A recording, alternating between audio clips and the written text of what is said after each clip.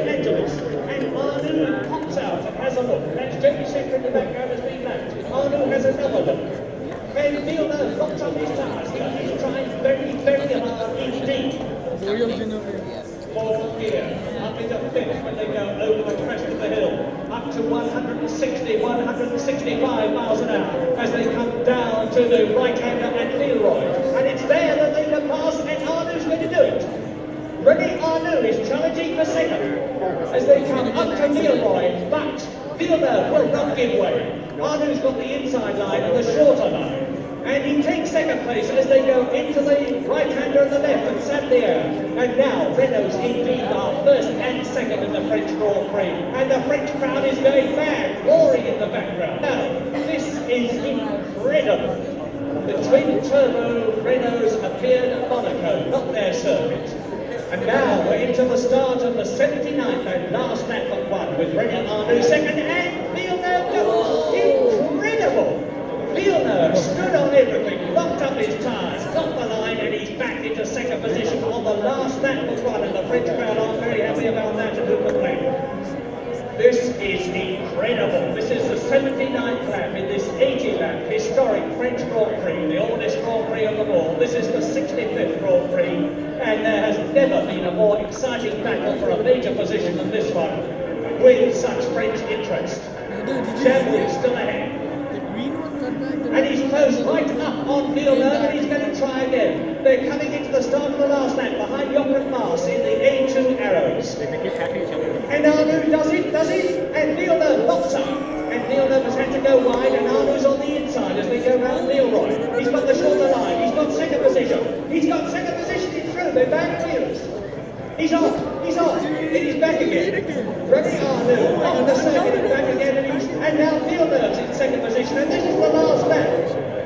And Villeneuve goes over the corrugations, and he nearly loses the front as they go up to Parabolic on the 80th and last lap.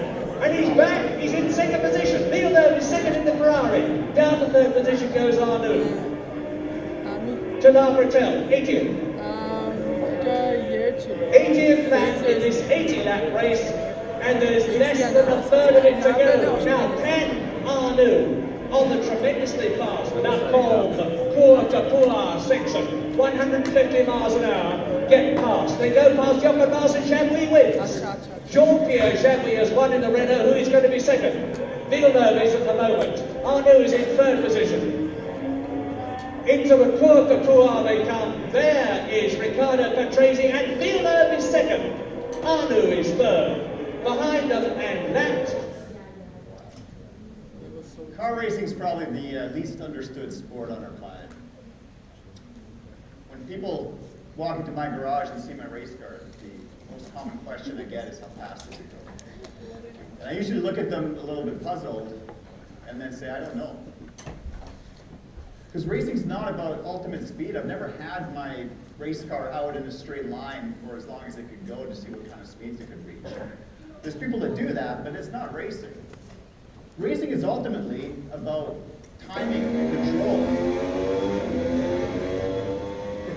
It's about technological development, taking a machine, pushing it to the absolute limits, and then putting a driver behind the wheel that can negotiate that machine through turns at the absolute limit of grip, getting on the brakes, getting on steering at just the right amount with just the right timing, and doing all this on a racing line where accuracy means being within inches, not within feet. My name is Andre Marziali. I think some of you know me, but from very different angles, I suspect. So I'll give a bit of an introduction. I am the director of Ubcscc Engineering Physics here, and I see some of the students in the audience. Thank you for coming. So I teach robotics, and I teach some technical communications within that program. I run a small biotech company, and to some of you, I'm hopefully known as the guy that took Campbell Carlisle's SP4 record away at Knox. Still hanging on to it for now. As a continued introduction, on the car side, I won't go into the academic side, this is my car. This is one of my cars. It's the race car. It's a 99 M3. It's been supercharged, and with reckless use of an angle grinder, I've removed about 1,000 pounds from the car, chopped off the roof, rebuilt it in carbon. About half the outside is carbon. 410 horsepower last year at Knox with the supercharger, hopefully more this year. The kind of racing I do is entirely solo racing. There's Solo 1, Solo 2, the racers in the audience will know. Knox Mountain, for those of you that don't know, is a hill climb. It's going up a mountain road as fast as you possibly can. Speeds are up to about 180 kilometers an hour, and here accuracy is critical because as you can see, there's cliffs, there's trees, and cement barriers, which have become intimate with. I also occasionally get to drive cars like this. I have a very nice and wealthy friend in Switzerland. I don't know how that happened. Anyways, he owns a garage full of Ferraris, including 3 challenge cars, a 430, 458, and he just acquired this 488 challenge. He's been inviting me out to tracks in Italy to race these cars, again in time attack events where you're going for the fastest time around the track. Much less dangerous, weirdly, except for the possibility of me owing him $500,000. But substantially higher speeds, and it's given me the chance to experience cars designed by a real race manufacturer and tuned by Ferrari mechanics at the track. So getting a sense really of what a car should handle like. And being able to reach speeds, this track typically 250 kilometers an hour into turns that are down in this sort of 60, 90 kilometer range. Now what I spend most of my time doing, as many of you in the audience here that race, is autocross. Also solo racing. I started racing about 12 years ago with the UBC Sports Car Club. Phenomenal experience, life-changing for me. It's been a fantastic hobby. And it was a very easy way to get into racing. Events are not terribly expensive, an incredibly friendly crowd, and obviously the people that put on tonight's event. The cars I raced there are, well, were a silver car with the previous version of the black car before the angle grinder incident. The red car is my daily driver. And then there's Steph's Honda S2000, which is a lovely car, and my daughter's Mazda Miata, a recent addition to the stable. So I've been autocrossing these cars. Autocross, again, for those of you that don't know, is a large, very large parking lot, effectively, filled with cones, where you have to take a certain line through the cones that's written out on a map, and again, do that as fast as you possibly can. This is quite an old video, but I hope gives you a sense of what you're trying to do with autocross. There's some very low speeds involved. You never leave second gear, so maximum speed is typically 100 kilometers an hour. But it's the most challenging driving I've done, except maybe for Knox Mountain, in the sense that, as you can see, steering inputs and changes of velocity come very quickly at you. You're always changing direction, you're always having to get on the brake, on the gas, steering, brake, gas, making that whole experience relatively challenging and actually bringing out some of the best in our local drivers. So what I'm hoping to do today, and this is a very, very broad audience. I know there's some of you in the audience that have maybe never driven a car, actually, let alone a race car. There's some of you here that race. There's some from Formula SAE and groups that probably know more about racing than I do, certainly.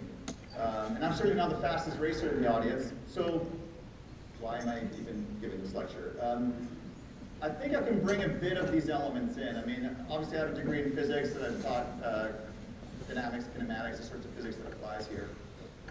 And I've spent enough time both racing and tuning and building my car that I'm sort of seeing some of the interplay here. What I'm hoping to do really is for those of you that have never been racing to give you a bit of an appreciation of the complexity of the challenge. That it's not just a bunch of people driving around in circles as fast as they can. There's a lot on the human side, on the driver's side, that needs to be accomplished to do that well. For those of you that do race, I'm hoping to give you some physical intuition that underlies the things you already know. I don't think I'm going to tell you anything you don't know, right? Stiffen your front sway bar to, increase understeer, things like that, right? But I'm hoping that I'll be able to give you some intuition around that so that you can extrapolate from what you know into things that you don't necessarily think you know yet. So I'll start with a little bit of driving theory, and I have the benefit of some slides from Ferrari that my friend in Switzerland sent me after he heard I gave this talk last year. So I'll cover a bit of that quickly, because I really do want to get into some of the more detailed physics and handling issues. And then we'll go on from there into some setup.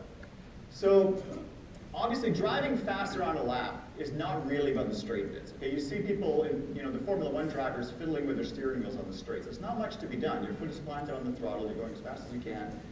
Everything happens in the turns, right? So racing is about bringing the speed of the car down for a turn, turning in, reaccelerating out of the turn. It sounds easy, but the timing, how much to brake, when to start turning the steering wheel, when to let go of the brakes, and how to blend all these together with timing accuracy on the order of 100 millisecond, that's the real challenge of racing. And ultimately, the limits you're going to hit come all from the level of grip between the car tires and the ground. So almost all the physics we're going to deal with eventually relates to how does that change the grip between the tires and the ground on the car. So before we even start, I really do need to give you a bit of an introduction to car tires. They're rubber. So they behave in a certain way that's different from the first year physics friction that you've been taught. Okay? When you're driving straight, your car tires are rolling, they're deflecting when they hit the ground. The point where the tires touch the ground, where the rubber's making contact, is called a contact patch. I'll be referring to that. So I'm going to introduce some language here. When you want to start turning the car, you turn the steering wheel. What does that do? It changes the angle of the tire away from the direction of the car, right? So when you turn the steering wheel, you rotate your front tires, so the tires are now pointing in a direction different from the direction that the car is traveling in. That angle is called the slip angle.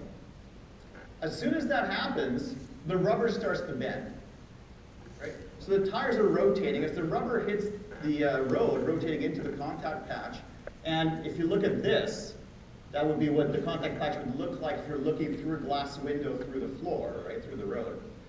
The rubber hits the road, and now because it's rotating in a different direction than the direction of travel, it starts to bend towards the inside of the car like a rubber band. And when it leaves the contact patch, it snaps back into the tire, into its normal point. That bending is what gives you your cornering force. So at low velocities and at low slip angles, the cornering force is purely elastic. You're bending the tire's producing a force that pushes the car into the corner as you're intending.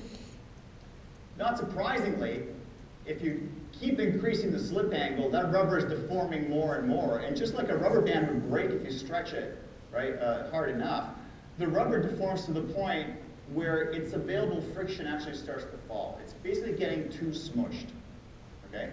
So that's why the tire curve looks something like this. This is from Millikan. This is the slip angle. You keep increasing the slip angle, so you turn the steering wheel more and more. The force available increases. This is not coefficient of friction. This is available cornering force. It's elastic.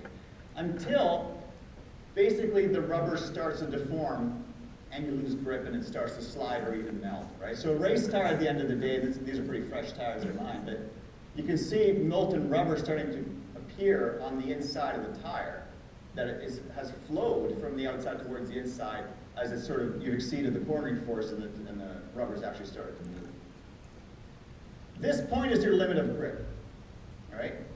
So that is the maximum grip you can achieve out of that tire under the conditions in which this has been measured, which includes the weight on the tire, how much force was on top of the tire holding it down to the ground from the car. Interestingly, and I would not have expected this until I started to look this stuff up, that maximum grip is relatively isotropic. It doesn't matter whether you're asking for friction laterally or whether you're asking for braking or acceleration friction in the longitudinal direction. They're roughly the same. So you can actually have a maximum force vector, a maximum acceleration vector, right? So going back to Newton's second law, if you have the force of friction is F equals mu n, right? So n is the normal force in this direction. I have the Steph's model of RS 2000 here as an example, right? The normal force is from the road into the tire. That's what supports the weight of the car, right? And as we know, again, from sort of high school physics, the friction force available to you, the maximum friction force available, is some friction coefficient times that normal force. That force, the friction force that's going to be lateral, is what's pushing on the car to turn it when you're entering a corner. Now, because the mass, which is the car, that creates the friction force is the same as the mass being accelerated, you can cancel out these masses normally and end up with your maximum acceleration in the car being some friction coefficient times g. 9.8 meters per second squared. So when you hear racers talk about, oh, you were cornering at 1.5 Gs, right? What they're saying is we were cornering with a friction coefficient of 1.5 effectively, which hopefully is, the limit of the car. Now that coefficient is roughly the same, as I said, in different axes. And if you look at the total friction coefficient in any direction, you form a circle that's what we call your traction budget, or the traction circle. That's how much friction you can get in any direction, not necessarily in the same direction, right? So you can get maybe 1.5 Gs of acceleration under braking, 1.5 Gs under right turn, left turn. It's always flat on top, because for most cars, unless you drive a very high horsepower car, the engine power limits how fast you can accelerate, right? So you're not usually traction limited on acceleration, except in first gear and where you see readings up here. Okay? So these are all acceleration readings plotted. This is from one of my NOx runs, I think, and showing you the effective envelope of performance of the tire. So knowing that, and knowing that you have to stay within that maximum grip, right? I want to talk a little bit about racing lines. Now, this is the only slide I'm going to show all evening on racing lines, because the racers know a lot about this, and I don't want to get into a huge discussion with everyone else, because I want to get to some other stuff. But just very briefly, going around a course, you have to pick the fastest line. Now, that depends on what you're driving, right? So again, from the Ferrari slides, they show 3 lines, which they give really cool names, like progressive fast, or what we would call a late apex line. But the blue line is clearly the shortest line. If you have to go around this 180-degree hairpin, and you want to take the shortest possible line, you would take the blue line. If you're driving a golf cart, that's the racing line, guaranteed. Okay? Because you can't go fast enough to exceed the limit of grip. Now, the problem with that racing line is that it is quite tight. If you have a fast car, you're going to be limited at, say you're on street tires and it's 1 G of maximum acceleration, maximum coefficient of friction. In that line, they've calculated you might get a speed of 50 kilometers an hour. Your steering wheel, your front wheels, you've steered them, turned them about 10 degrees to make that tight turn. And remember, the centripetal acceleration required to turn the car around a corner, right, is v squared over r. So if you're limited in acceleration, so a becomes a constant for whatever tires you're running, let's say it's 1, the maximum velocity that you can achieve goes as something like the radius to the 1/2. So if you quadruple the radius of a turn, you can drive it twice as fast. Right? So it makes sense to increase the radius of the turn if you want to carry more speed. So the green line becomes a more sensible racing line. Right? You can carry now, because the turn is only an 8-degree turn, you can carry something like 65 kilometers an hour around that turn instead of 50 kilometers an hour. In some cars, in some situations, that's the correct line. And by the way, they've identified these little points, which we call the apex, right? So you start from the outside of the turn, you hit the apex, you go back to the outside. The reason that's the line is it makes the biggest possible circle within this hairpin. That's the biggest radius turn that you can do. Interestingly, that's not usually the racing line that we take. The racing line most of us take is called the late apex line, which they call the progressive fast, which is where you come into a turn a little bit more slowly. You're coming in at maybe 50 kilometers an hour and turning quite sharp early on. The advantage that this gives you is very early in the turn, you can start to straighten the steering wheel and make the car less dependent on turning friction, so you can apply more acceleration friction and get on the gas much, much sooner. And we'll talk about that more in a second. But that line, you enter it at 50 kilometers an hour, but you exit at 80 kilometers an hour. If there's any significant length of a straight after this corner, that's going to be the faster line, right?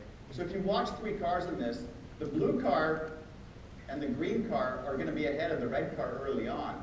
But as you start to exit the turn, the green car would overtake the blue one halfway through the turn, and the red one would overtake the green one as you get further down the straight.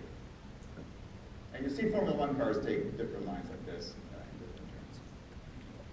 Okay, so that's roughly the line we're going to try and follow. We're going to make the biggest circle we can within the turn, but we're going to try to turn in a little bit earlier so we get the straightest possible path out of the turn and get the highest level of acceleration that we can. So the sequence of events goes roughly as follows. If you're racing, you're hard on the gas, okay, you're going as fast as you possibly can until the very, very last moment that you have to hit the brakes or you won't be able to bring the speed down enough to make the turn. At that moment, you slam completely on the brakes, right? acceleration vector goes completely, if you're doing it right, completely to the maximum braking acceleration, and the car started to slow down.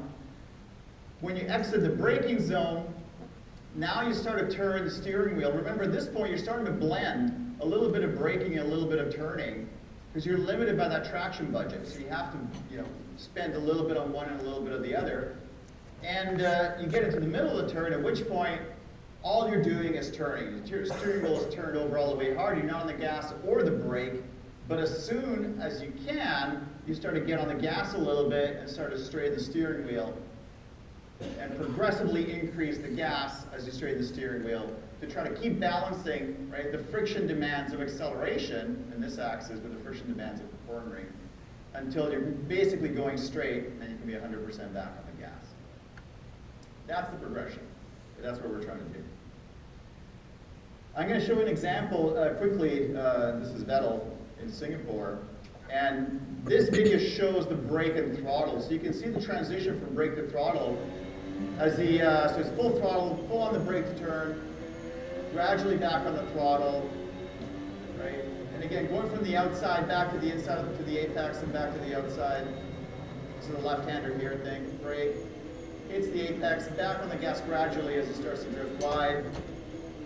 And you get a sense here of why accuracy is important, particularly on a track like this. He's coming within inches of those walls, and he has to make the biggest possible circle in each turn.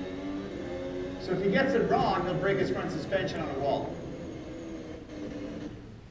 But so you see that sort of sequence, right? Maximum braking, turning, and then progressively back on the gas as the steering wheel starts to straighten, hopefully staying at the limit of grip throughout the whole exercise. Now, as I said in the intro, racing is about being at that limit of grip, but also being on the right line.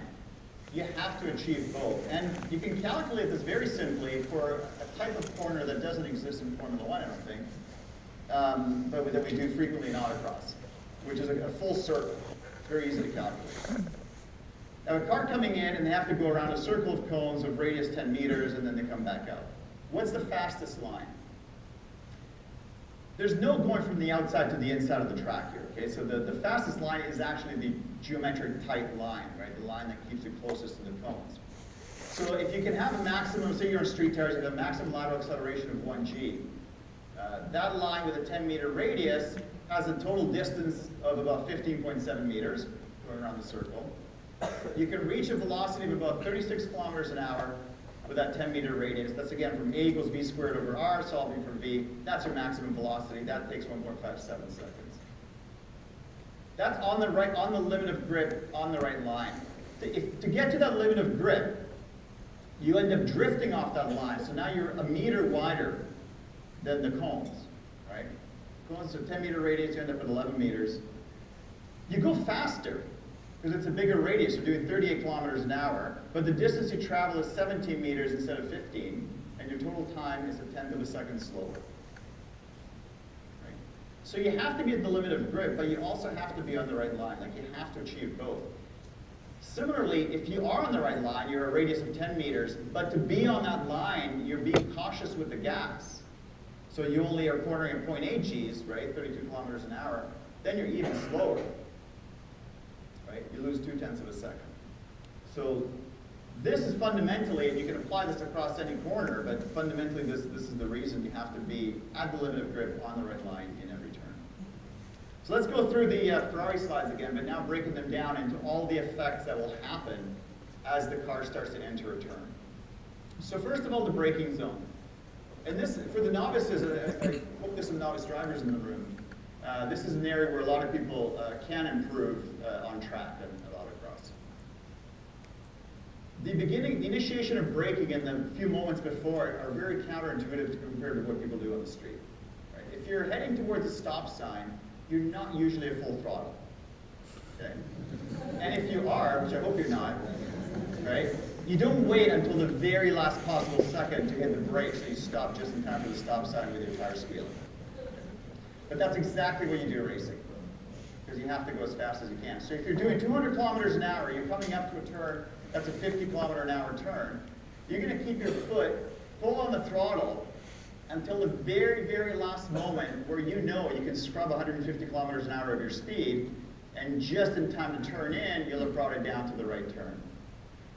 You don't want to do this wrong, right? If you brake too late at that point, for every 1/10 of a second you're too late, you're something like 10 meters further down the track, which usually means into a wall or into the dirt.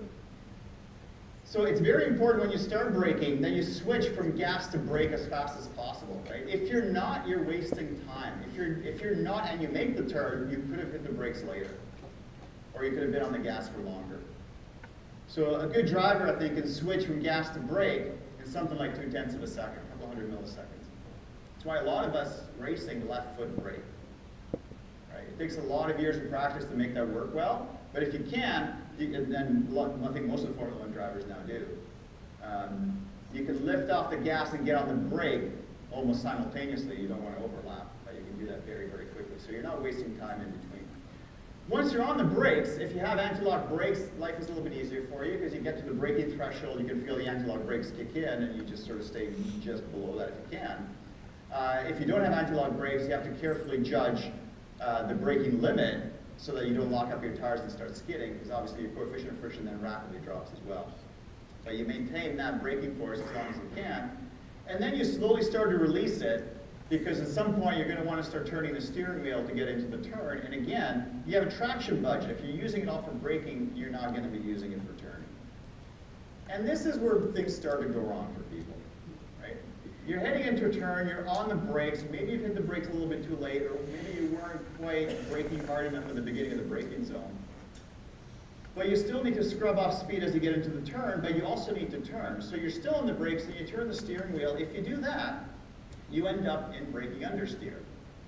Okay, braking induced understeer. In other words, you're asking your tires to provide you an acceleration vector of, say, 1.5 Gs in braking, and you start to turn the steering wheel, so you're saying, please give me at least half a G or a G to turn. And the resulting vector, if you add those two accelerations, is bigger than your grip limit. And what typically happens is that if you stomp on the brakes and start to turn the steering wheel, your slip angle increases dramatically without generating much cornering force, because the tires are already deformed, right? It's already being deformed by braking, so you don't have that elastic region anymore. You're straight into the frictional region. And well, the car goes straight instead of turning. Okay. What you do at that point, of course, and recovering from understeer is quite difficult. The only thing you can really do is just get off the brakes and turn, right? And usually that's the safest thing to do. Give yourself at least your traction to turn so you can correct your line. You may go wide around the turn, but hopefully you don't go straight into a wall, which is roughly what this person did. So this is Knox Mountain. I think it's turn 8. I'm afraid I don't know the name. Pull this off YouTube. It's one of my competitors at Knox. But watch the steering wheel as he takes a left-hander coming into turn 8.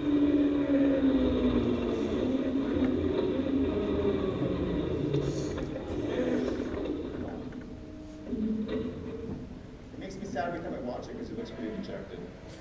But look at the front wheels now of the car from outside. They're tilted completely in. The car should be turning, but it can't. The car can't turn because those wheels, despite being turned into the turn, are using all their friction for braking. Well, it's worse than that. Even if you get the braking right, cars tend to understeer entering turns, particularly if you throw them into a turn too quick.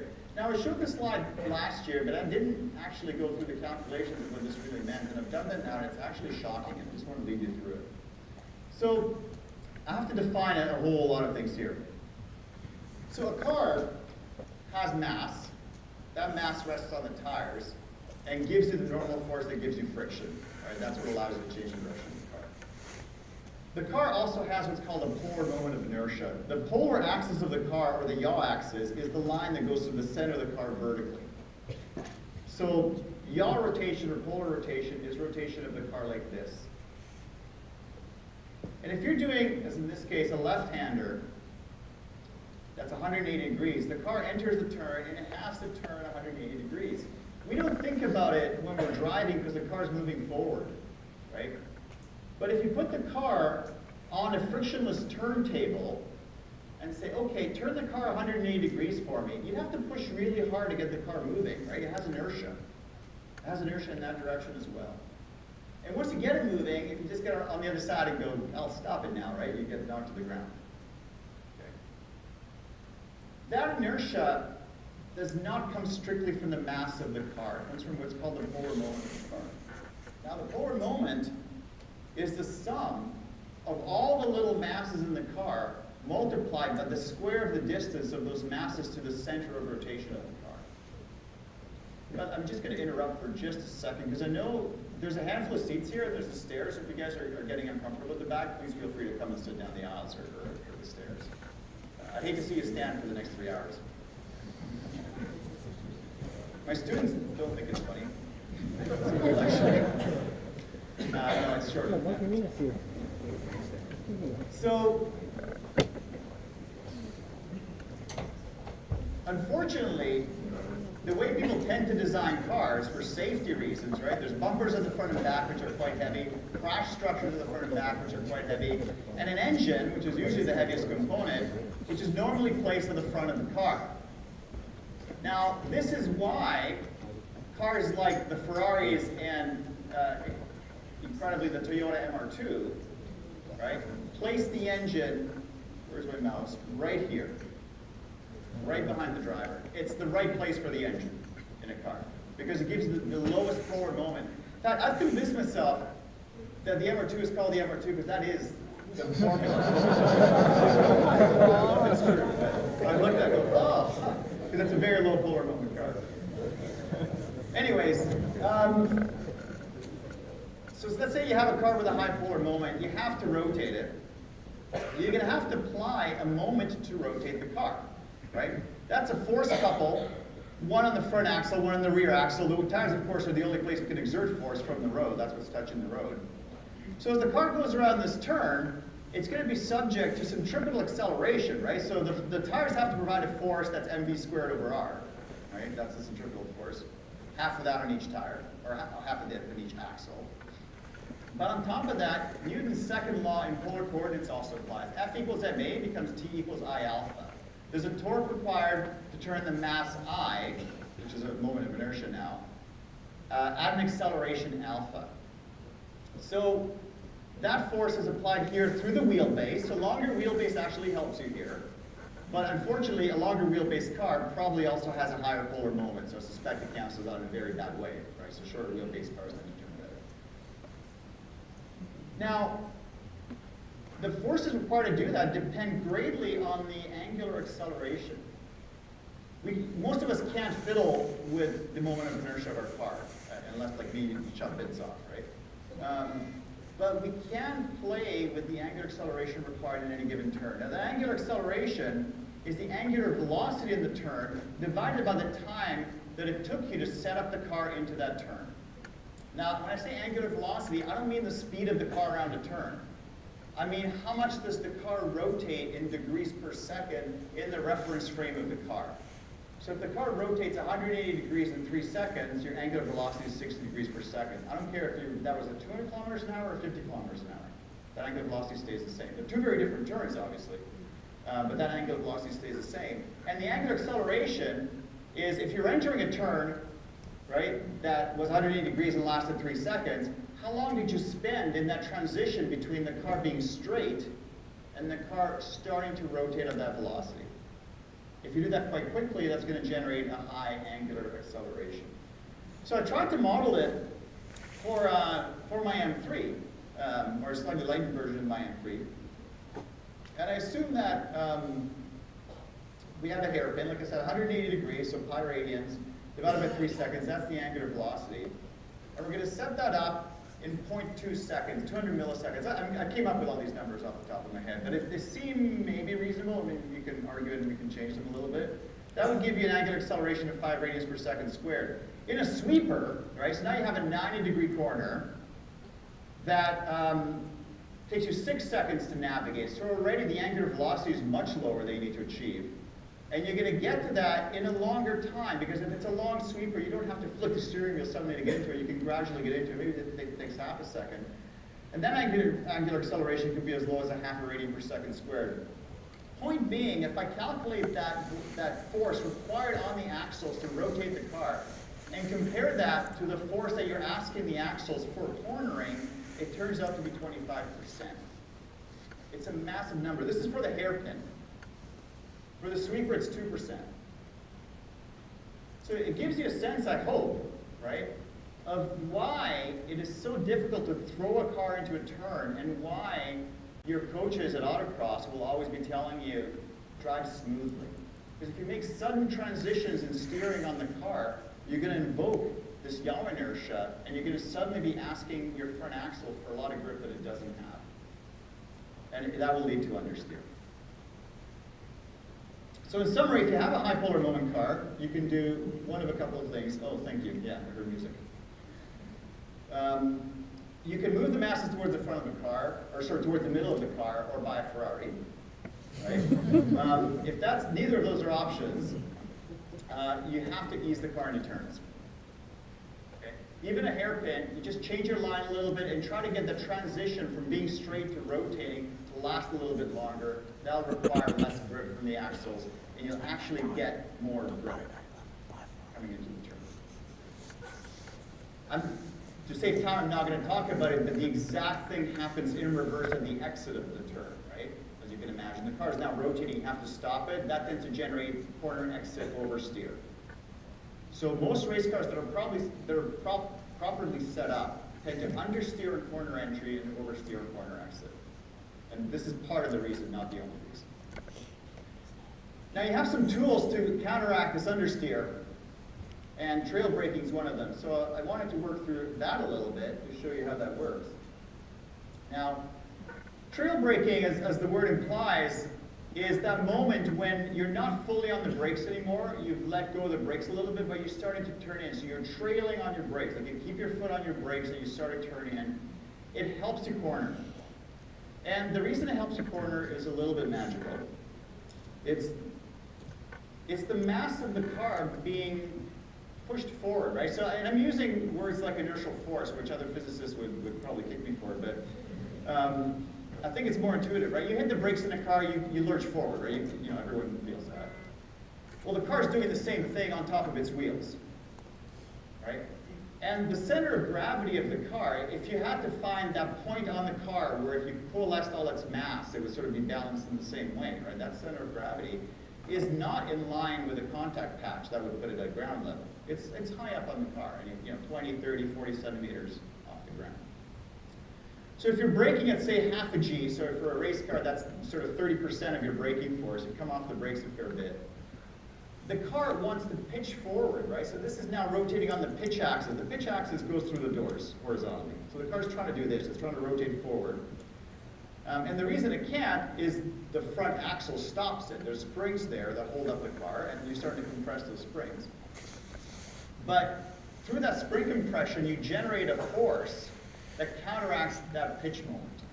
So the pitch moment is this inertial force, which is the mass of the car times whatever deceleration, half a G in this case. It's that force times this moment arm. I'm going to take moments around this red point, which is the contact point of the rear axle to the ground. So the moment is that 1,300 kilograms times a half a G times, say, 25 centimeters for the height of the center of gravity off the ground. So as you can already tell, this is going to be more significant if you have a high center of gravity. It's a lesser effect if you have a low center of gravity. That moment has to be counteracted by a force, which is applied, as I said, through the front axle springs that hold the car up. And that force is going to be this moment divided by the wheelbase. Because in this case, there's a moment to oppose the pitch moment, which is the normal force times this wheelbase of 10 centimeters. That creates an additional force on the front wheels. But the really cool thing about that force is it doesn't come with any additional mass. Right? So the calculation we just went through, Newton's second law, F equals ma, right? So the corner acceleration required is proportional to what's available in terms of friction, right? So you have mu n as the friction equation equals ma. The normal force, if it's due to the mass of the car, so on the front of the car, so the frontal mass, that's mu m times g. You cancel out the masses, right? And you're left with acceleration as mu g like we had before. But once you have this pitch moment, the normal force is not just the mass of the car times g anymore. It's the mass of the car times g plus the force that's used to oppose that pitch moment. right? So it's this, whatever that turns out to be. Again, roughly calculating it for one of my cars, this comes out to about 60 kilograms of force. When I use the unit 60 kilograms of force, it's 600 newtons, right? It's 60 kilograms times G, so about 600. But, so whereas normally you have 780 kilograms of mass on the front axle, you still have 780 kilograms of mass, right? But now you have the normal force is 780 plus 60. You have about 8% more normal force. But the amount of mass you need to accelerate into the turn hasn't changed. So this is a dramatic effect, right? It's not like, well, you would just put more weight on the front axle. If you put more weight on the front axle, you have to accelerate more weight sideways. So that doesn't really help you win. But this is a force. It's like an invisible hand pushing down the front of the car and helping your front tires stick. Comes at a price, of course. The rear axle loses 12% grip. The reason the rear axle loses in percentage more than the front is the rear axle is more lightly loaded to begin with. So the more lightly loaded axle feels this effect more strongly. But both of those, so more grip on the front, less on the rear, leads to a condition called oversteer, right? Where the front is gripping better than the rear, the slip angle in the rear starts to grow, and the car starts to rotate, right, in a direction that people call spinning out, right, where the rear end comes around. But if you were understeering to begin with, right, this trail braking can help you counteract that understeer. But it has a relatively narrow window, and this is something I've been exploring for a few years now with my car setup, because you can play around with the size of that window. So, as I said, if you hit on the brakes hard enough and you ask your front wheels of all the traction they've got from braking, you can't turn the steering wheel, so that leads to braking understeer. When you're not applying brakes at all, you can ask for all the lateral traction you want, and the car, if it's been set up right, is neutral. But I think there's a curve that looks something like this. This is my sketch in PowerPoint. It's not data, just to be clear. But I think on very light braking, you can get into an oversteer situation. And then as you brake harder and harder, the braking understeer starts to kick in, and eventually a high brake effort and an understeer. So there's a very nice spot where you can operate as you're coming into a turn, where if you've got just the right amount of braking, the trail braking will rotate the car into the turn with a tiny bit of oversteer and help you get on a nice tight line so you can get on the gas earlier coming out of the turn. Cars with a rear weight bias feel this more strongly because the front axle is more lightly loaded. So the percentage change on the front axle becomes more significant. Now, there's a whole lot of spring selection, shock selection issues that affect trail braking. And depending on when you expect your trail braking to happen, you might want to adjust those.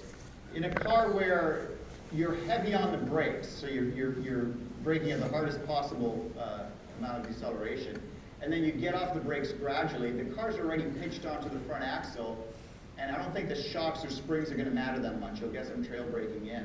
If you're what's called brush braking, I think, right, where you're coming into a turn, you're just touching the brakes, and you want to get a little bit of turn in from that, you'd better have stiff shocks and suspension, because otherwise the car will start to pitch forward, and it may move a few inches before that force actually starts to get significantly transferred to the front axle, right? So I don't know how many of you have experienced that you can lock up your front axle before you actually get any trail braking, right?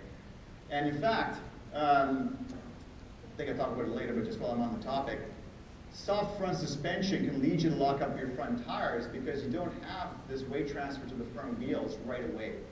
So if you stomp on your brakes suddenly in a car that's very softly sprung, you'll lock up your tires if it doesn't have ABS before you have a chance to transfer that weight onto the front axle. At the same time, once the car is pitched forward, right, so the car is leaning forward onto its front springs, they're heavily compressed because of this pitch moment from braking. When you get off the brakes, what's going to happen, right? Those front springs are going to restore the front height of the car. So they're pushing up on the car. Newton's third law, right, is that implies there's an opposite force pushing down on the wheels. That's the same. And that also would lead to trail braking. So in some cars, this can be very dramatic, right? You get hard on the brakes. If you lift off the brakes and turn, the front axle will stick like glue. My daughter found this out on Sunday, right? Braking hard into the left-hander at the far back of the pad, hard on the brakes, and magically sort of managed to lift and turn at exactly the same time and went for a spin, which is fine. So I think trail braking has hysteresis. I think the curve that you'd follow under application of brakes is not necessarily the same curve that you follow on release of braking, but you can get trail braking in both directions. So ultimately, trail braking is your tool for counteracting turn and understeer, and of course car setup is as well. But you ultimately have to experiment to see how, how strongly it impacts your car, when does it impact your car. If you're trying to touch the brakes and try to get trail braking on just brushing the brakes, and it's not working, you might want to stiffer your front shocks or stiffer your front springs, and so you can transfer that weight a little bit earlier so that it can happen immediately when you start braking. Okay, so now we're into the turn. At this point, you're kind of off the gas, you're off the brakes, you're turning the car as hard as you can. Hopefully you're at the limit of grip in lateral acceleration. And the only thing to be said there is if you're a good driver, you'll be right at the limit of grip. And again, for novices, this is one of the things to work on, because a lot of novices will come into a turn, they'll mistake their speed. They'll come in too fast, and then they're turning really hard, but the car's drifting wide because they're going too fast. And then they turn the steering wheel hard, and that generally tends to generate some kind of understeer. Or they're not turning hard enough, and they're not at the limit of grip, and so forth. A good race driver will be able to trail brake into a turn, and turn the car and be exactly at the limit of grip throughout the turn until they can get on the gas. Now, adjusting that limit is done through brake, through gas, right? So if you're going too slow, you can turn harder and tighten up your line and try to stay at the edge of grip. But ultimately, the fastest line is the one that keeps you at the edge of grip all the time, and the one that's the smoothest, right? Also, changing the steering, doing this when you're going through a turn, other than the fact that it takes you on a very strange line, also will tend to upset the car because you'll be rocking it back and forth while you're trying to keep it at the limit of its grip, which isn't very helpful. Okay, so now we get onto turn exit. At this point, you've got the wheel cranked over as far as it's going to go, and now it's time to start that progression of getting on the gas and starting to unwind the steering wheel. Again, conscious of the fact that you're currently asking for all of your traction budget in turning, and as you start accelerating, you're going to need some of the traction budget for acceleration. Now, most of my discussion here is aimed at rear drive cars. This will apply to front drive cars as well in a different way. But what will happen as you start to go through that progression, if you're not careful, which usually means not being patient enough, right? You want to go faster, so you get on the gas hard, and you're still turning, but you ask for a lot of power, is whatever axle is being driven, it will start to slide. If you're in a front drive car, this will lead to understeer. If you're in a rear drive car, it will lead to power oversteer. Right? This is how people do donuts in parking lots, right? You crank the wheel over, you step with the gas hard you can, the rear wheels have no lateral grip left, so they just whole car spin sideways. And oversteer leads, well, right roughly to this, as you'd expect. The front end turns in while the rear end starts to come around, and things go very bad. This is me at Knox, getting on a turn one and just being a little eager on the gas. So for a brief moment, looking like I was going to go over the edge towards the lake. Do I have another one? No. Okay. Now, like trail braking in corner entry, you have some tools to fix power oversteer in corner exit, and there's power understeer. So very much like the trail braking line, depending on how much power you apply, there's different effects that can come into play. And power-induced understeer is exactly the same effect as trail braking. So I can be pretty quick on this slide, because really what's happening is now you hit the gas, and you get thrown back into your seat, right? Well, the car is being thrown back onto its rear axle, so you're shifting weight off the front axle onto the rear axle, exactly the same calculation. Front axle loses 8% of its grip, rear axle picks up 12% grip, right? So in coming out of a turn, that's lifting the front end and causing loss of grip of the front end that will tend to lead you into understeer. But you can counteract that with a power oversteer, so you can balance those two if you're very careful. And as an aside, if you're launching an autocross or in a race, right, you're on the line, light goes green, and you have to launch as fast as possible. If you have a rear drive car, you have the benefit of, as the rear wheels start to generate some traction, the mass of the car, right, is generating this pitch moment back onto the rear axle, and you're actually getting something like an extra 10% grip.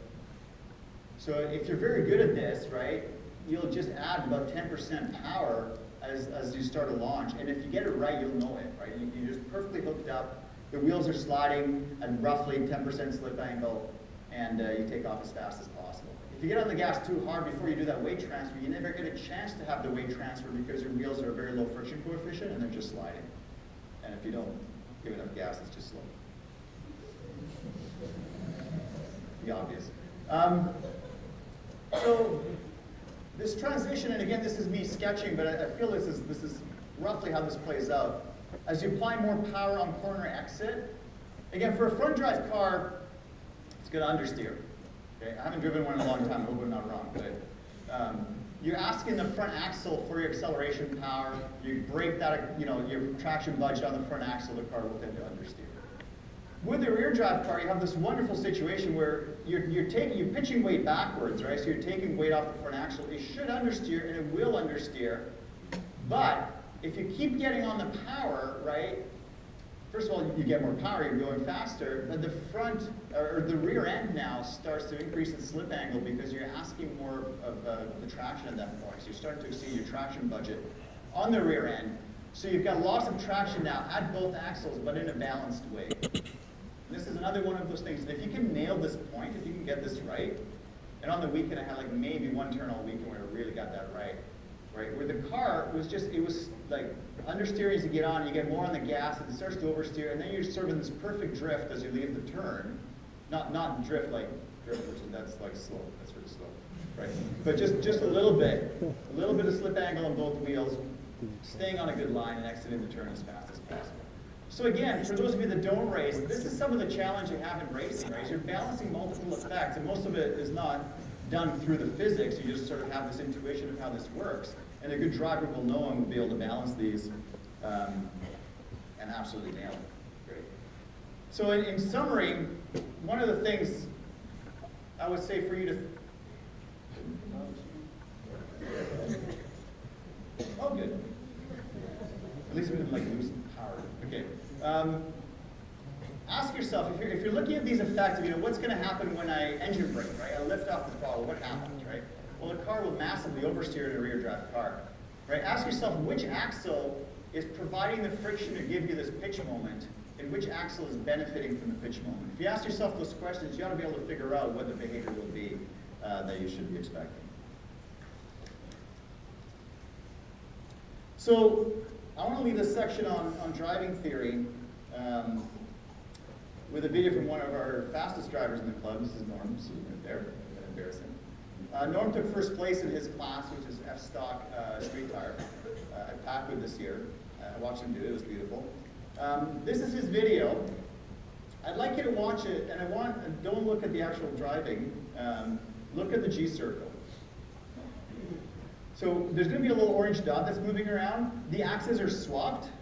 So where it says acceleration, that's actually braking, and braking is actually acceleration, right? So those are flipped around. So keep that in mind.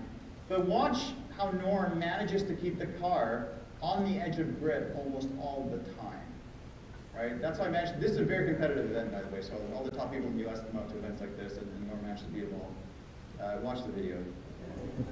But watch the dot.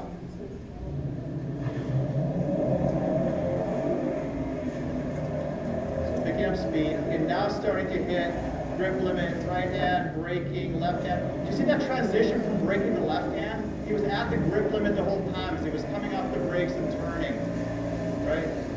Again, same thing. Almost always at the absolute edge of the traction circle. And still getting to within a couple of inches of these cones.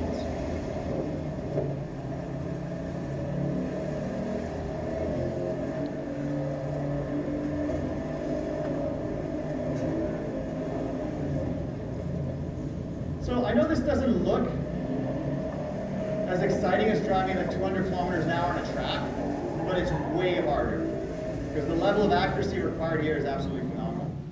So congrats to Norm for.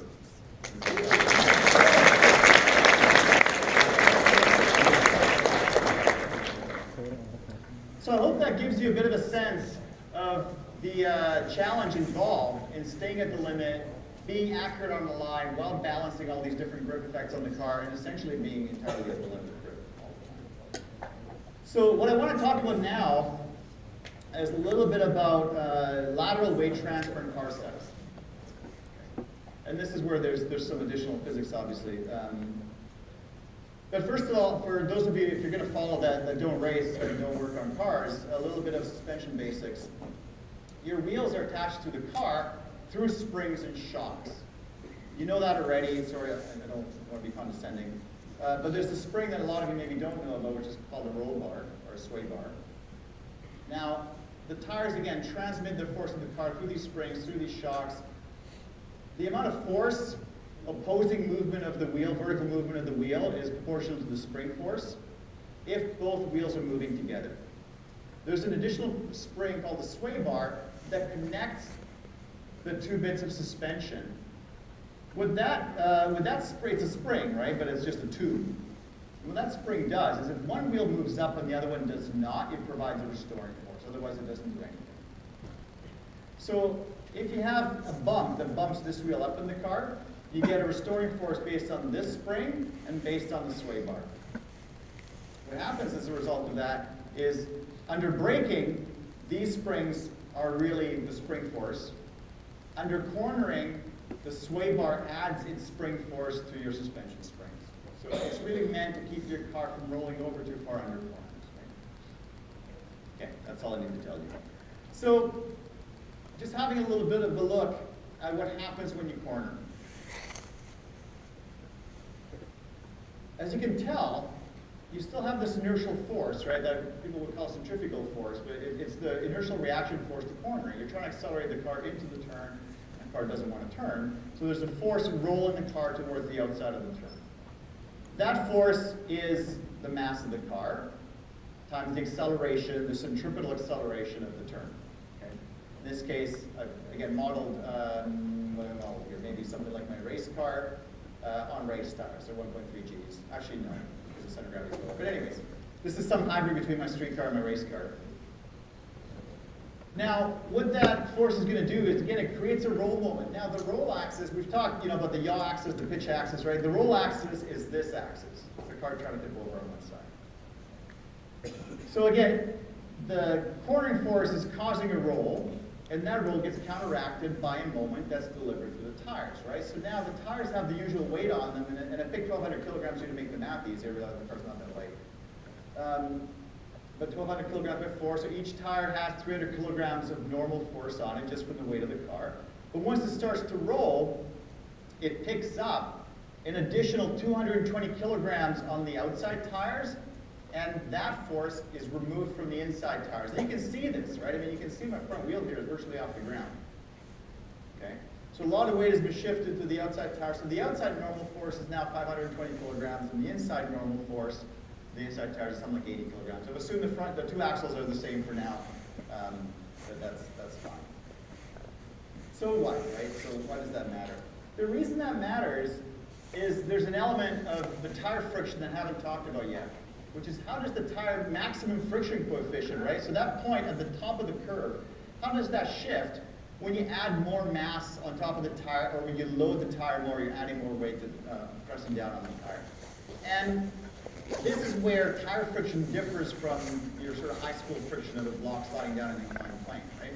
The friction coefficient is dependent on the normal force. F equals mu n applied, but mu is dependent on n, so it becomes quite a complex formula in the end. And so it looks something like this, right? You can have the friction coefficient as a function of vertical load on the tire, and the heavier you press, the more you press on the tire, the lower its friction abilities become.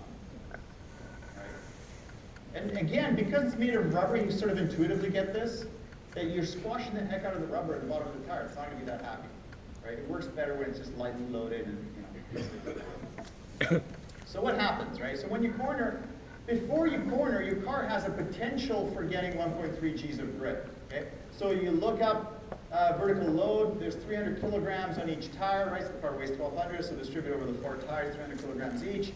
And that tells you on this graph, it should have a coefficient of friction of 1.3 G. And then you get into a turn, right? Then the outside tires shift from 300 kilograms of load to 520 kilograms of load. And the inside tires get lightened, so they shift from 300 down to 80 kilograms of load. So the weight is being transferred onto the outside tires. And at first blush, you go, well, look, the outside tires have less grip, the inside tires have more grip, it evens out, but it comes nothing close to evening out, because the outside tires, because they have a greater proportion of the normal force, that friction coefficient starts to dominate. So if you go through the calculation, now you're getting maybe 1.1 G's of available friction on the outside tires, 1.4 on the inside tires.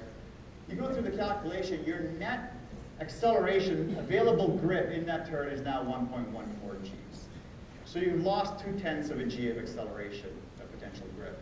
And for those of you that race around one of our courses, a tenth of a G is probably a second. So you've lost a lot of grip. So what do? You set up your car to minimize this split, right? So this is one of the most important concepts that helped me sort of think about car setup, is this split of forces between the inside and outside wheels, right, on a curve that defines the coefficient of friction as a function of load. Right? So you have a potential grip of 1.3, your actual grip is 1.1. You're going to try to minimize that split any way you can. And then the other important thing is that split, you have to balance it between the front and the rear axle, because otherwise, if one axle grips better than the other, you'll end up either understeer or oversteer. So let's first of all lower the car, right? What everyone wants to do first, which is great. Actually, it helps immensely. Because as you lower the car, if we go back a couple of slides, right? That roll moment is this force times this height. It's times the center of gravity height. If you lower the center of gravity, the roll moment the car needs to absorb becomes less. And these points shift in. They shift in. So if you drop the center of gravity from 40 centimeters to 30 centimeters, so you've lowered the car by 10 centimeters, you actually get an extra tenth of a G of grip in this calculation. Now, these are arbitrary, by the way. If you want to do this for yourself, you have to get this curve for your tires, which is not easy to come by, I can tell you. Anyway, so lowering the car will decrease the moment, right, because it depends on the center of gravity. Increased track width would do the same, right? So again, the counteracting moment is multiplied by the track width, so the distance between your left and right tires. And this is why, you know, like Lamborghinis, right? Super wide, super low. Very low center of mass, very wide. They'll tend to corner nicely. Don't mind. The other thing you can do is lighten the car. Now, lighten the car is hence my angle grinder thing, right? It's the best thing you can possibly do. Because it lowers the mass in cornering, so that's going to lower the roll moment, so you get less of a split.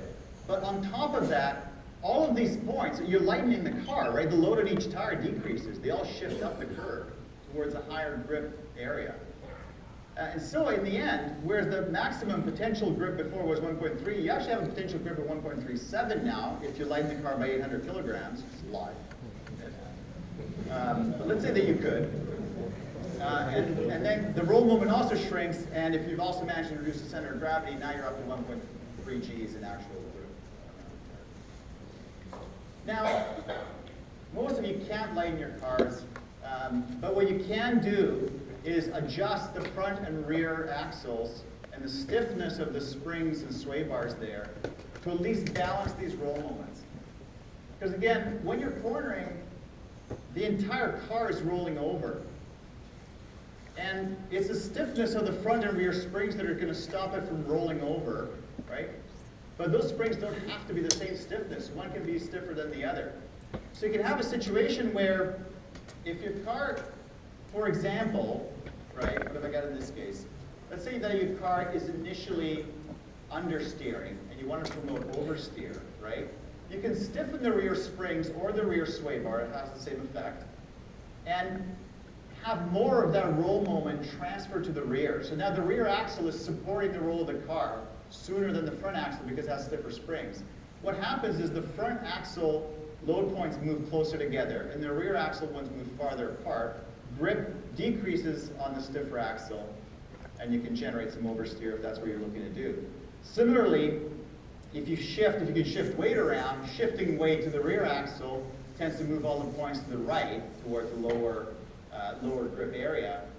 And again, you will tend to have less grip on the more heavily loaded axle. Now that you don't usually have a chance to adjust, but if you have a car like this where 60+% of its weight is on the front axle, which tends to generate understeer, what you will do is make a very stiff rear axle so that the rear axle tends to pick up more of the roll moment of the car to counteract the understeer that you have from the mass of the car being so heavily on the front axle. Okay. If you do that too much, you get into mid-corner oversteer, which is a dangerous situation. I'll show you one video from last year at Knox, which I'm sure many of you are familiar with. I was waiting when this happened. This is someone in a radical getting into a little bit of mid-corner oversteer, I think.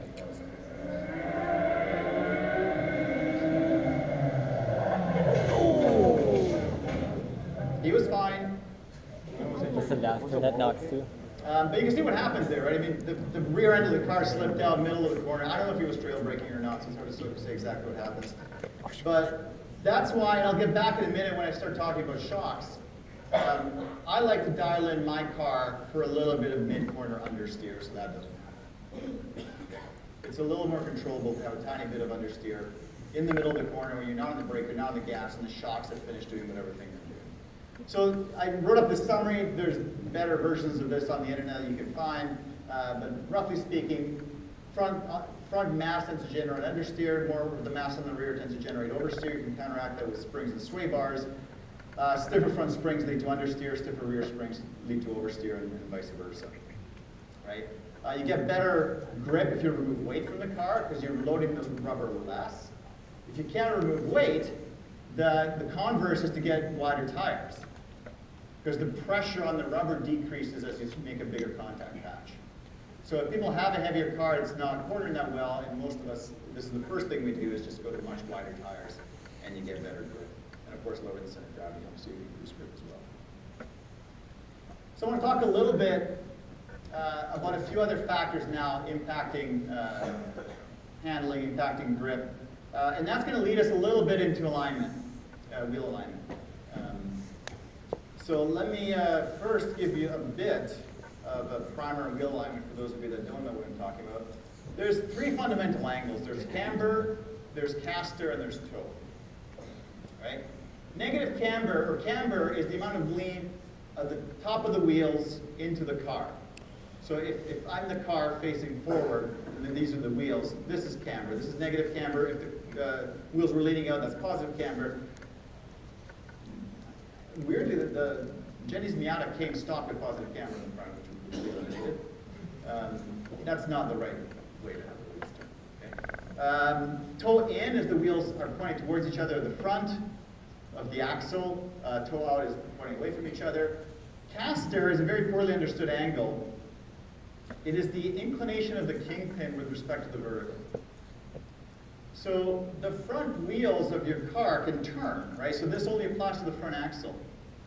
When a wheel turns, right, if this is your wheel, and by steering you're going to turn it this way, what's the axis of rotation? It's not this. It's not straight up and down in a car. It's inclined. That angle, right, is the caster angle. So let's talk a little bit about camber. Camber, I think it's the one simple thing that we all fix on our cars if we're going to race them. Cars come from the factory with relatively little camber for two reasons usually. One is tire wear. If you have a lot of camber, you always rub just the inside bit of your tires, which is frustrating if you're not a racer. Otherwise, you just get used to it and buy more tires. And the other reason, like the Miata, for example, came with very little, if not negative camber, if not positive camber, is for safety. Right? In that case, the car was a little bit tail happy to begin with, so I think the factory dialed in a little bit of positive camber in the front to make sure that if it got thrown hard into a turn, it wouldn't spin. As I said, we fixed that.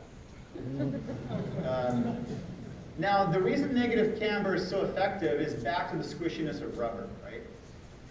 If you imagine a tire that's flat on the ground and you're asking it to provide force against the lateral motion, it's going to shear, right? It'll sort of bend and then squirt out from under the tire, and then the rubber will.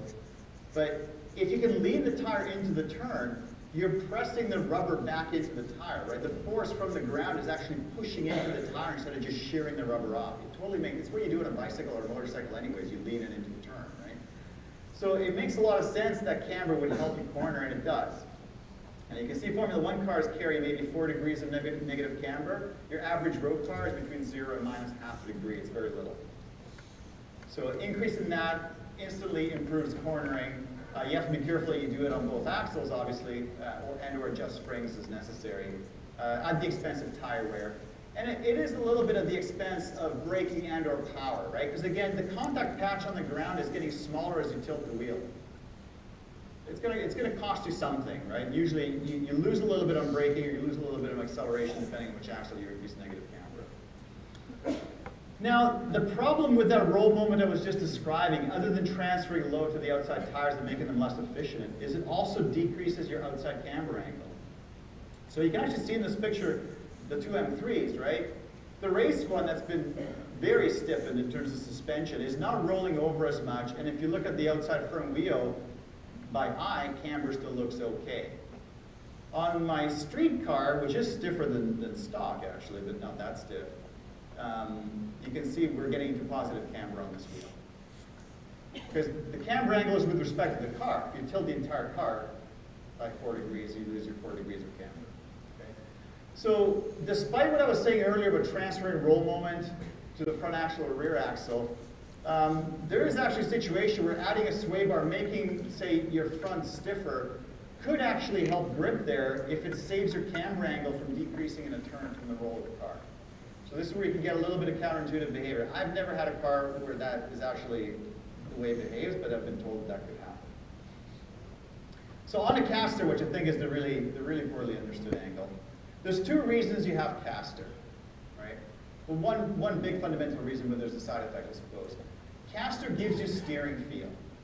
If you didn't have caster, when you went into a turn and turned the steering wheel, there would be no resistance. So if your front wheels were being steered against an axle that went straight through the contact patch, there's no restoring force. When you turn the wheel, you get cornering, right? It's not that it wouldn't corner, but you wouldn't feel that the car's cornering. It wouldn't, you know, right now, if you turn the steering wheel of a car as you're driving, it takes some effort to turn the steering wheel. The harder you turn, the more effort you have to apply to the steering wheel. That effort comes from mechanical trail. It's a displacement, it's a moment arm between the axle of rotation, right? Steering rotation, not rolling rotation, but the axle of rotation of the front tire with respect to the contact patch to the ground. What that does is it makes a caster. It makes a caster like a shopping buggy, right? Where the wheel is touching the ground behind the rotation axis, so that if this is rotation axis and I'm moving the car in this direction, the wheel sideways, the friction force in the wheel will tend to rotate the wheel back to be aligned with the direction of motion of the car. And you feel that in the steering wheel. That gives you the steering feel. Okay. So that's why there's caster. One might argue, well, should it be high? Should it be low? Right? And there's not a ton of opinion on that. Most people say maximize caster, which I tend to completely agree with, because yeah, maybe your steering gets a little bit harder, but if you have power steering, that shouldn't matter. But there's a secondary effect of caster, which is it increases camber when you're turning. And, you know, oh, hang on. Let me do this. So before that, I jumped ahead of myself. The caster and that restoring force, if you increase your caster angle, you can have such a strong restoring force that if your car is getting out of shape, you can let go of the steering wheel and your front wheels will self-align with the direction of motion of the car. Right? So this is something we try to teach people when they're learning. Say, if your car starts to get sideways, let go of the steering wheel. Right? Which is a little bit counterintuitive, but works really well. Just watch my hands on the wheel as it gets a little bit loose in the rain here. So right about here, it's oversteering. Right? I just let the wheel slip through my hands, the wheels self-align with the direction of motion, then you pick up the car again and keep going. Right? If I hadn't done that, it would have been a spin. Okay? So the other thing I wanted to say about caster, which helps immensely, is this. This is the only vehicle I could find with enough caster to actually show this effect visually, because the angles are usually not this large. But what it does is your caster angle gradually becomes camber angle as you turn the steering wheel. Now, I don't know if anyone here knows what the correct derivation is. Maybe don't tell me because I'll be embarrassed. But I couldn't find how much camber gain do you get per steering angle as a function of caster angle. So I went and re-derived it. As far as I can make out, the camber gain is the arc sine of the product of the sine of the caster angle and the sine of the steering angle. If you do that in radians, in the small angle approximation, you can completely simplify this and take in radians, not in degrees, okay? So, divide by pi and all that. But the product of your caster and steering angle becomes additional negative camber. Okay? So if you have 4 degrees of caster, which is not unusual in a car, and you turn the front wheels by 10 degrees, you're gaining 7/10 of a degree of camber on the outside wheel, and the best part is your inside wheel is losing 7/10 of a degree of camber, because the inside wheel, of course, is cornering in the other direction. You don't want negative camber on the inside wheel. We're usually stuck with it, right? But if you can get the wheels turned like this in a car, that'd be ideal, right? So watch watch what you read. When I was setting up the Miata, there was a lot of stuff on the internet about how to set it up, and the front suspension lower control arms. People were suggesting maximizing the camber setting and minimizing the caster because it gives you a little bit more camber. And it's true, when the steering wheels, or when the front wheels are pointed forwards, so statically, right? Decreasing the caster angle gave you about 2/100ths of a degree more camber. It was a tiny little bit. But you lose a degree of caster, which means as soon as you turn the wheels by 10 degrees, it calculated you lost 2/10ths of a degree of camber. Okay? So you've got to calculate this stuff for yourself. Don't necessarily believe what's on the internet. So in terms of alignment setup, again, I'm sure there's many people in the audience that could probably give a whole lecture on this better than I can. Maximizing caster, I just don't know any car where you can get too much caster, but maybe you have one, let me know. With mine, I've just maximized it. Eventually the wheels rub on your wheel wells if you go too far, right? So, negative camber, I think Hoosier, for race star suggests something like 3 degrees, 4 degrees, right? So you kind of want to be in that range if you can get it. Not all cars are adjustable to that degree, or you have to change some suspension components. Keeping in mind extra negative camber decreases braking grip, and the rear axle could decrease acceleration grip. Toe is a bit of a mystery. There's a lot of different opinions on toe. I'll tell you, rear toe out is bad. I don't know how many have experienced that. So imagine that your rear wheels are pointed this way. And you lean the car into a turn. As soon as the car starts to shift its weight onto the outside wheel, you lose all your rear end traction, right? Because the slip angle drops to near zero. If that happens under braking, it's extremely disconcerting. But it's basically losing traction and turn. So typical setups have positive rear toe in by some small amount. Gives you some stability and helps you negotiate that sort of power understeer, power oversteer curve. Okay. Front toe, some people toe out, some people toe in. There's different theories. A little bit of toe out at low grip can promote turn in. My view on front toe is once you're once you're mid-corner, it no longer matters, right? Because all your load is on the outside wheel, and you can adjust the angle of that. Unlike the rear axle, you can adjust the angle of the front wheels. So I tend to toe my cars in a little bit, because I think if you could plot, and I haven't done this, but if you could plot a graph that was steering angle versus lateral acceleration, there's a curve. And the steepness of that curve near zero is going to depend on front toe. If your front tires are towed out, I'm not sure whether that curve is steep or shallow. If they're towed in, my argument is you're already developing a slip angle. The slip angle is already there. As you start to shift weight on a wheel that has some slip angle, and that wheel starts to be more significant, you should be able to develop traction faster. Bottom line, you ultimately have to get out there and try these things out and measure, get some data logging, and figure out which setup works best for you. There's really, I can talk here all night, but it's not gonna help you until you actually go out and test this on your car. What I would say though is, if you can, I would say maximize the alignment angles that give you the most grip on each axle, and then balance the car with springs and sway bars. Because if your car is tending to understeer, and you balance it by removing rear camber, you sacrifice grip from your car. Right? If that actually fixes the problem, you've just lost grip overall in the car, because now you're getting less rear grip because you had a little front grip. Just keep the camber, right, and stiffen the rear axle. Okay. And then you'll get more overall grip. Which brings us to springs. Now, again, this is a topic like I said, Formula SAE here would probably have a lot to say on this. I've asked myself a lot of questions around spring rates because I run pretty stiff springs. I actually don't run sway bars in my race car or my street car. I've just made up for it in springs. I just run stiffer springs. The reason I did that initially on the race car is because at Knox Mountain, weight matters more than anything, and the sway bars were heavy.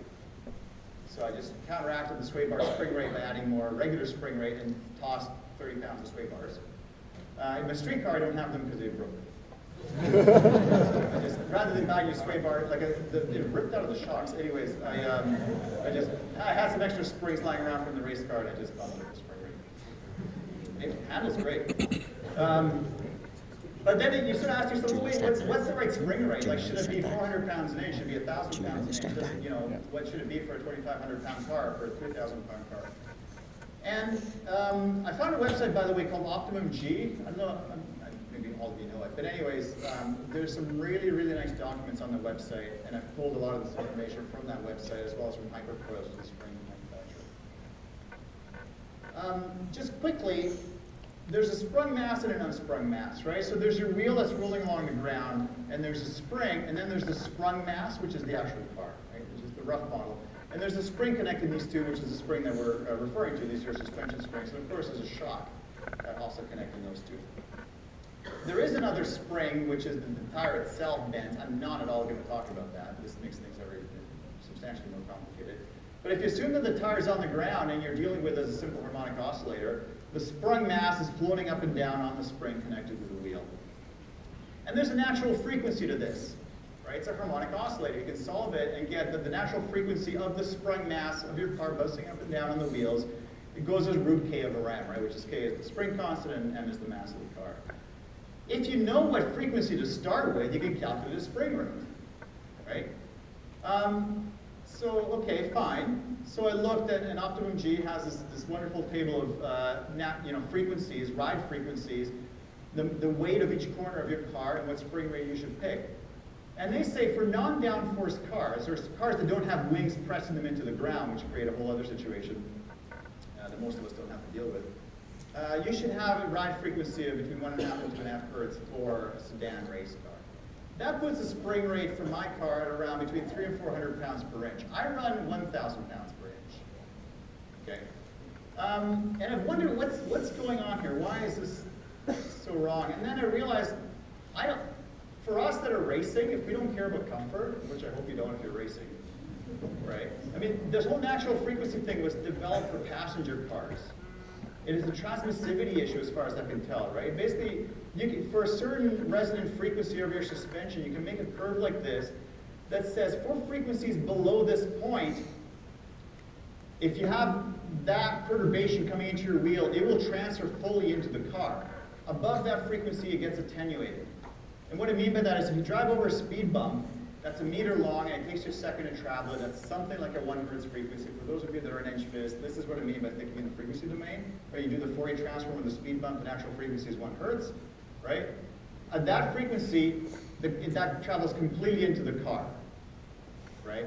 And you know this, you drive slowly over a speed bump, the front of your car goes up, the front of your car goes down. Take the same speed bump at 100 kilometers an hour. Okay, well, 50. Right? Now that frequency is maybe 10 hertz. Maybe you travel over that speed bump in 1/10 of a second. And if you try this, it's really hard on your car, right?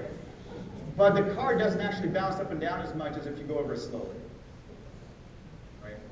It's hard on your shocks. Don't use this as a strategy to get over speed. But it does give you this curve that says, okay, low frequency things are going to transfer into the car, high frequency things will not. So it makes for, it gets rid of the sort of washboard on the road, that sort of stuff transmitting into the car for people that care for comfort. Well, okay, but in a race car, the rate at which you're altering the roll of the car is also a natural frequency. And if you want to do things quickly in a race car, you've got to change its position in 100 milliseconds. You could be dealing in frequencies in hertz that you're driving into the car through control of the steering wheel. And you don't want those to be absorbed by the suspension. You want them to transfer. In other words, when you flick the steering wheel, you'd like the car to respond immediately, not a few hundred milliseconds later. So I think that drives you towards higher spring frequencies. And that means stiffer springs, right? So again, so you might say, well, I'm running 1,000 pounds per inch. Why don't I run 2,000 pounds per inch? So the problem I see is less about the frequency, but about the fact that a plane is defined by 3 points, not 4. And ultimately, your wheels have to adapt to the surface that you're on, right? So if you have springs that are 1,000 pounds per inch, and the surface rolls or has some unflatness in it on the order of 1 inch of height, you may well have a wheel completely off the ground even when the car's not moving. Right? That's not going to help you distribute weight on the axles very well. So you have to think about it. This is what they do in racing, right? How bumpy is the road we're racing on? How bumpy is the surface we're racing on? If it's relatively flat, you can run relatively stiff springs. If it's really bumpy, you'd better run softer springs, or as you go over the bumps, your car will not be able to handle as much grip. So in other words, I'll tell you the reason I run stiff springs is not that I went to the stable and calculated the spring frequency, is I have 2 inches between the top of my tire and the top of the wheel well. Okay. If I run 400 pounds per inch springs, my tires will keep hitting the wheel well or hitting the bump stop. Really will not help. So higher spring stiffness, higher frequency gives you a faster response of the car.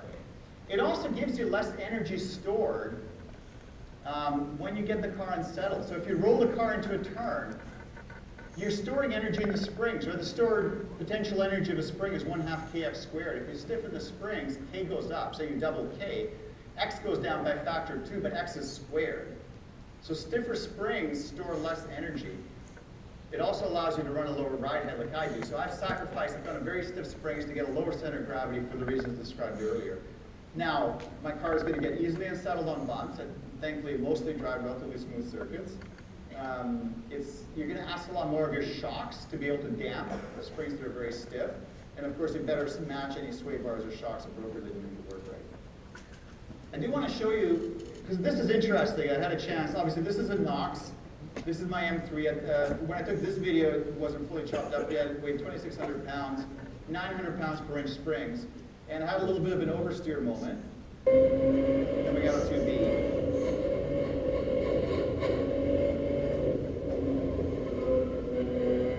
Right? No drama. I just turned into a bit of oversteer, and it was fine, right?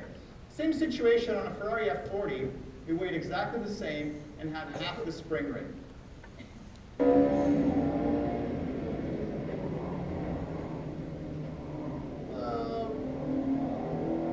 That's the owner in the passenger seat. He was delighted. He actually let me go out again after, he has a lot of trust in the line. So, yeah, it behaved really weird. Like it just stored a lot of energy in the springs, and partly the mass of the car is heavily on the rear wheels in that car. Made it very hard to handle under braking and under cornering, to be honest. So in fact, if you look at Ferrari, and I drove the 430, I drove the 458, and then this year I drove the 488, they doubled their spring rate. They went from 13 kilograms per millimeter to 26 kilograms per millimeter. Now, I don't have their exact angles and linkage setups, calculating the motion ratios, but my estimate is they're now running about 900 pounds per inch, which gives them a natural frequency of 4 hertz, which Optimum G and conventional wisdom would say is reserved for downforce cars. And this is not a downforce car. It's a 3,000 pound car. Right? So maybe it'll generate a couple hundred pounds of downforce, but not enough to push the chassis into the ground. So anyways, that's my thoughts on springs. I'm sticking to stiffer springs, but I would love to hear counter arguments against it. And then comes shocks. Okay. Shocks are a very important part of the suspension. They do 2 things. One is they absorb energy that gets stored in the spring. So back to the energy sloshing back and forth and sort of causing you problems beyond whatever you've just corrected. Again, this is the reason shocks were placed in cars. It's not, they were a comfort thing, right? So when you go over a bump, you don't bounce down the road for the next 10 seconds up and down. Just your springs compressing and compressing, which is what would happen. You have a harmonic oscillator. If you don't dampen it, it'll just keep oscillating. That function for us is important but less critical. What's important for us as racers is we can adjust the transient handling of the car with shocks. So let me first talk about damping and energy absorption. This is again from Optimum G. It's a nice graph of the distance between the top of the car and the center of the wheel after you've gone over a bump. Right? So you've hit a bump, there's some disturbance, the front of the car gets thrown up, and then it starts to bounce, right, and settle down. So if your shocks are very weak, it would be on the blue line, so you bounce a few times and eventually settle. Road cars tend to be set up on the green or red line, so there's one short bounce and then it kind of settles down. And I'm setting up my race car to be on the blue line. Okay, so it's sort of, there's no overshoot, it just settles a little bit slower than necessary. And we'll see, somewhere between the blue and red is probably the right solution. And that will increase transmissivity at high frequencies, right? So if with hard shock, you know this from experience, with hard shocks you go over a small bump, you'll feel it, right? But your car will also respond faster in cornering. And all that weight transfer during a launch, if you have stiffer compression shocks, that weight transfer happens earlier. Weight transfer for trail braking under brush braking happens earlier. If you have stiffer shocks, your car just responds faster. You can transfer weight, you can transfer forces into your wheels a lot faster with stiffer shocks. The other thing, of course, the shocks let you do, if you have, those of you that have adjustable shocks on your cars, is you can change the stiffness of the shocks front and rear to change the handling of the car in those transition moments of the entry of a turn and of the exit of a turn. So what at least, and again, everyone may have their own different driving styles and setups. What I like to do is set up my car to be understeering a little bit in a neutral setting, no gas, no brake, and the car has settled into the turn so the shocks have finished moving, and to set up the shocks for slight oversteer. So I'm coming into a turn and I flick the car into the turn, the balance of the car will tend towards oversteer, will tend to rotate it in, but as the shocks stop moving, right, they finish compressing, their force goes away and the balance of the car shifts to understeer. So you can't set up cars by using shocks and springs separately to give you transit behavior like this, but can help you drive the way you'd like to drive the car. Yes. And finally, I've just gone through this calculation with a Miata, and I've gone through with my race car. You know, people put bits on their car, they take bits off the car, and in some way you've got to ask yourself, is anything useful actually happening here? Right? And should I buy this sway bar or this sway bar? You have to do the calculations. It can save you a lot of money and time. There's calculators out there. This is one from GT Spark Plugs that allow you to put in the dimensions of a sway bar, and it gives you the stiffness of the sway bar. And you've got to ask yourself, either measure or calculate, but ask yourself, what's the rate of my sway bar spring rate compared to the suspension spring rates? Is it equal? Is it 10%? Is it 1,000%? So just buying a sway bar a front sway bar for Jenny's car, which is the only sway bar I'm allowed to buy for the car to stay in E-stock class, right? The sway bar that everyone buys for the Miata is actually a really stiff sway bar, and I calculated the stiffness at the wheel of that sway bar compared to the springs in the car, which I'm not allowed to change, because if it's going to stay stock, I can't change them. And that sway bar spring rate was greater than the spring rate that's in the car from the suspension springs. And since I can't change the rear sway bars or the rear springs, right, that was a really nice sway bar. It was tubular, it was very light. Right? I had to go for a heavier sway bar, right, that was less powerful, because otherwise we would have been understeering all the time. And sure enough, it actually turned out to be a pretty good balance. At the same time, if you stiffen your front swings but don't change your sway bar, you can have a sway bar whose spring rate is 1% of your spring rate for your suspension springs, in which case it probably is not doing anything except adding weight to your car. Okay? So it's worth making those calculations, asking that, measuring for your shocks. You know, what's a shock force? Right? When you compress your springs, if you calculate the velocity with which your spring compress in a turn, how much force is your shock providing? The reason I'm using 10% as a benchmark here is because if I make a change of 10% front rear to my springs, it changes the handling of the car enough, like it's significant. Anything less than that, I probably couldn't notice much. So I actually went through it. I was lucky I have the technical manual for the Ferrari 488, so and because it runs the same spring rates I do, and it's roughly the same way, I went through it and actually looked at its shock rates and calculated mine. And I did it this way. I don't have a shock dyno. So I hung my shocks from the ceiling and then added like a 50-pound mass, 100-pound mass, and a 200-pound mass. And so, how long does it take for the shocks to come down, which in my case was a car battery, Steph, and me. Okay. And then you time it. You say, okay, that took 2 seconds, that took 7 seconds. And turns out my race car was hugely under damage. Mark Allman noticed a knock, so he saw me go over a bump and said, your car kept bouncing. And he was exactly right. Again, on the same note, just think about the geometry, do some measurements. I've seen some sway bar linkage mechanisms that are terrifying, right? So again, the sway bar now, this is only the racers will really know if you've had your car part, but you've got your control arm and cross section here. There's the end link to the sway bar. And you buy these aftermarket sway bars and they have a bunch of holes in them to help you go from soft to hard, right? Because it changes the length of the moment arm, right? So of course that changes the stiffness. But the inclination of your end link in some of those setups is really frightening. If the end link starts to be really tilted, it's a force multiplier. The sway bar will do what it says it's going to do. It'll be stiff if you put it in the hole closer to the rotation point of the bushing. But instead of the force from your suspension being driven upwards to rotate the control arm of the sway bar, it's going to be largely compressing the bushings. A lot of the force gets driven into the bushing of the sway bar, and your sway bar may still work, but now you better have really stiff bushings. Okay.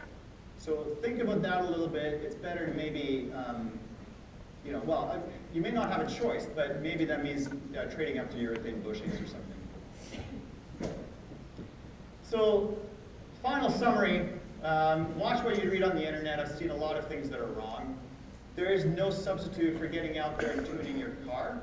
And if I can make a plug to the UBC Sportscar Club, what we really need is a day where instead of autocrossing, we go out and we each get X number of laps. It's test and tune, basically. But having more days like that where we can go out and just camber, do a lap, adjust camber, do a lap, adjust your toe and do a lap, and just watch your times, and have data logging equipment on site that we can use to measure what we've done. And I will leave you now with inspiration for your future driving skills. As I was looking around on the internet and to find cool race videos, I found this one, which shows some of the craziest level of control and self-confidence in a car I've ever seen. 50. Right left. Twisting 350. Flat left will go 100, flat right maybe.